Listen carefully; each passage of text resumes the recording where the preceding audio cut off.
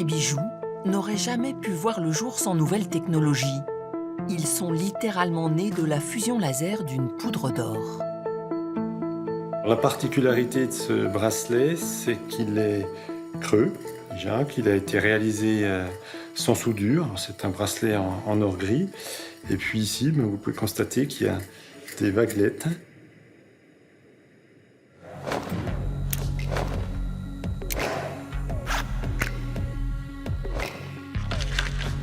Et c'est ici, dans ce laboratoire de recherche du comité France-Éclat, que la technique de fabrication additive a été mise au point.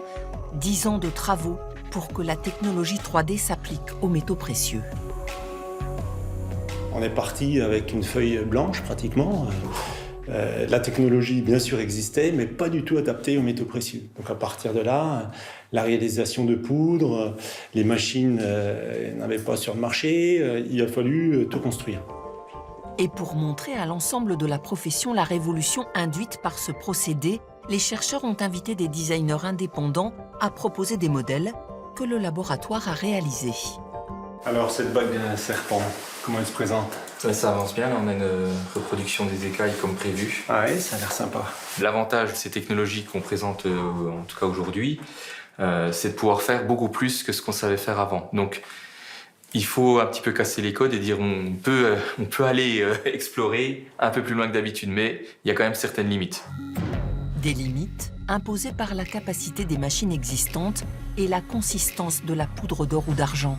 Là encore, le laboratoire bisontin a travaillé à leur mise au point. La difficulté a été de s'adapter aux métaux précieux qui ont des caractéristiques physiques particulières.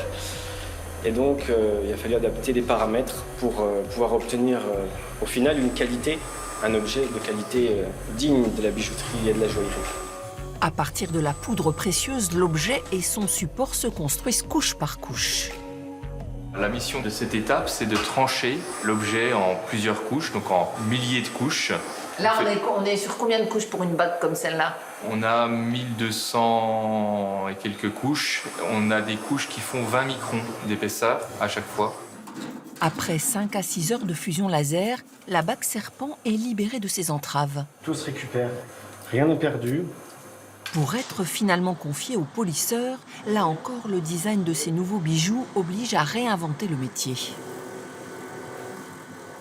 On a une étude qui permet d'essayer d'autres techniques de polissage pour justement montrer aux entreprises, démontrer le potentiel d'autres techniques qui sont des techniques de polissage électrochimique ou des techniques de polissage automatisé avec d'autres produits.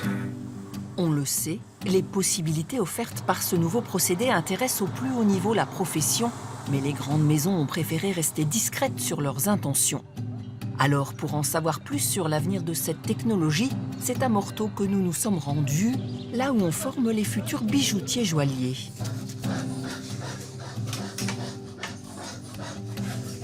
Eux savent déjà que le métier vit un tournant. Le diplôme des métiers d'art et du design dispensé ici n'existait pas il y a un an. Ta boucle, elle est lourde. Ouais. Donc si tu mets juste une tige avec par exemple un alpa derrière, tu vas avoir une boucle qui va avoir tendance à déformer ton oreille. Ces élèves, qui travaillent déjà sur des logiciels de conception, savent qu'ils seront autant designers que bijoutiers, capables d'exploiter au mieux toutes les techniques. Ça nous permet de ne pas rester dans notre atelier à faire nos techniques moyenâgeuses, si quelquefois il y a des gens qui disent ça, et nous ouvrir les yeux pour justement innover et faire augmenter la qualité du métier. Ne pas se limiter à dire le métier est mort, maintenant les machines font tout et tout. S'il n'y a personne derrière les machines pour s'en servir, pour programmer et avoir les idées, finalement, le bijou ne n'aidera pas non plus. Le laser signera-t-il la fin du moulage à la cire? La fabrication additive est-elle plus rentable que la fabrication en atelier? Les chercheurs ont une réponse toute trouvée. Souvent, la question tombe, mais si on le faisait ça en fonte à serre perdue, ça coûte moins cher ou ça coûte plus cher? On ne peut pas faire en fonte à serre perdue, donc on ne peut pas comparer.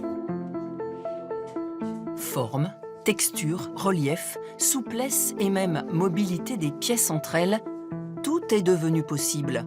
Le monde de la joaillerie entre bel et bien dans une nouvelle ère.